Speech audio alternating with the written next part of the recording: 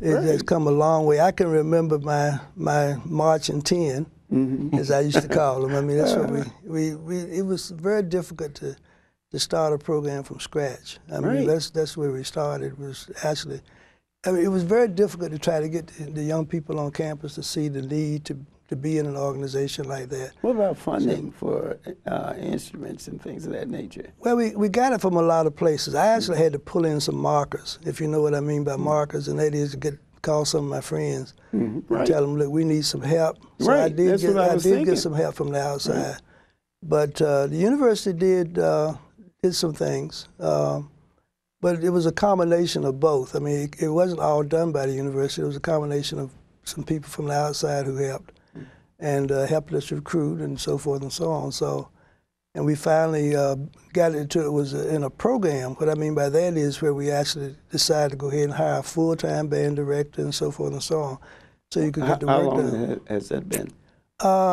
We've had a full-time band director now, I think, for about 10 years. Yeah, about 10 years. Right.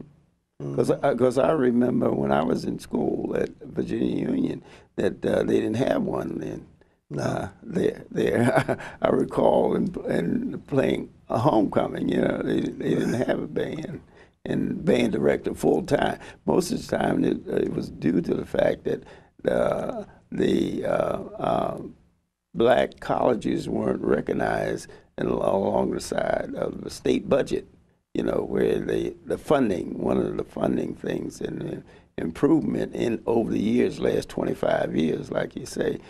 Well, you know, Ed, it's a strange phenomenon in this part of the world, and what I mean by that is that I grew up in the South, and we were used to bands, you know, North Carolina. North Carolina. Yes, and we were used to bands. I mean, throughout the South. All of them, oh yeah, Florida A&M. That's right. You know what I mean? They really showed off. But this area was not really. It wasn't fashioned for bands. I mean, especially the marching bands. In fact, when I came to Washington, the only marching band that I ever saw was the military band. The high schools didn't have marching bands, no. Right. And so it was very difficult, I think, to even get people interested in doing these kinds of things, you know. But luckily for us, we've been able to develop a fairly decent program at Bowie.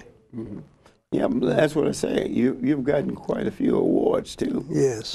From the program that they have at Bowie. But okay, Dr. Newson, tell us something about some innovative programs you're going to introduce to since you have this new building. You know, tell us about that. Well, it's not so much that they're innovative programs. What this allows us to do is expand the programs that we currently have. One example of a problem that we encountered just last night when we had a speaker on campus. The speaker is occupying the same stage that the theater is trying to do sets on. And by having this facility, we'll have a dedicated facility for theater. There's a wonderful proscenium arch stage that's going to be a part of the center. I believe a 450-seat hall, a 450-seat hall theater for the department. Okay. So they will be able to do more productions during the year and a variety of programs. They will also have a black box theater. So that's experimental theater, smaller, more intimate groups. We'll have a gallery. Now we already have a gallery, and it's a very active gallery on our campus. And there's enough activity that we are even trying to maintain. We're trying to maintain that one and open a new one, and that will allow us to have special guests come in and still have student exhibits and student showings in another building. Yeah, I was thinking in terms of, you know, the first thing people look at is what effect it have on the community. Would it be available to the community? It's going to be, what we hope to do is to draw the community to our campus by having an attractive setting. It's not that it's going to not be available to the community, but there are so many things that we can do to bring the community onto campus, and this facility will allow us to do that. We do have a recital hall, but it's not a very attractive building. Not an attractive space. In this new center, we have a recital hall. At this point, it's either that not so attractive space that we have, or the 1,000-seat auditorium, neither of which are ideal for our recitals, our student recitals and our faculty recitals. But yeah. Well, I was thinking monetarily it would be something that attract the community as far as raising funds for nonprofit organizations and things of that nature. Well, it's a wonderful opportunity for Dr. Knight and other discipline leaders within the Center of Performing Arts to do some fundraising. Right. We have some exactly. needs that can be met. We were joking earlier about gifts, but it will be the time then for our leaders to go out and do some fundraising to enhance the building that we will because build. That way getting involved in the community is a positive thing, not only for recruitment but the image. Very positive. Yes, that because you'd be surprised that individuals in the community, some of them ride by institutions they never been on the campus. They've been, it's in the neighborhood, but they've never had any occasion. Well, you mentioned there because of there's no outreach from the college to invite them, to a function. There are small things that make a great difference. You mentioned in talking to Dr. Knight a few minutes ago of what the campus was like 25 years ago when he came. Well, I was still a student in Baltimore, and I'm a musician, but it was almost 35 years ago that I played a concert at Bowie State College. And I remember someone driving me because I had no car at that time.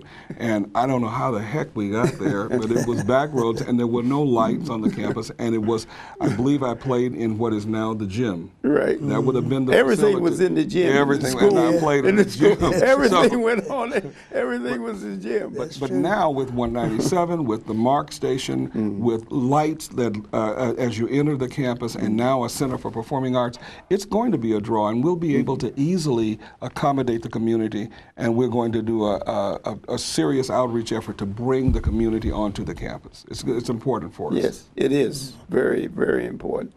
Dr. Knight, we were talking about 197. Now, not many of us was around when 197 wasn't there, but you were telling me that you remember Bowie State when Route 197 was not.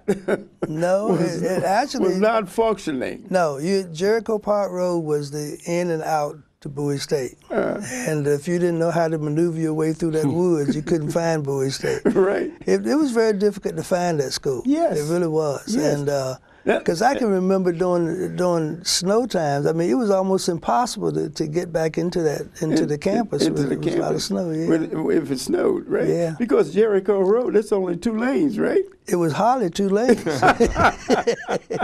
was a little winding road through the woods. Hey, it's one of those roads, you see somebody coming a mile down, you pull to the side. Right. Oh, it was very There's small. no such thing as 2 lanes. It was very small. Right. And I was telling you earlier, too, that you actually, if you came from the Laura direction coming in, you actually had to cross over those railroad tracks.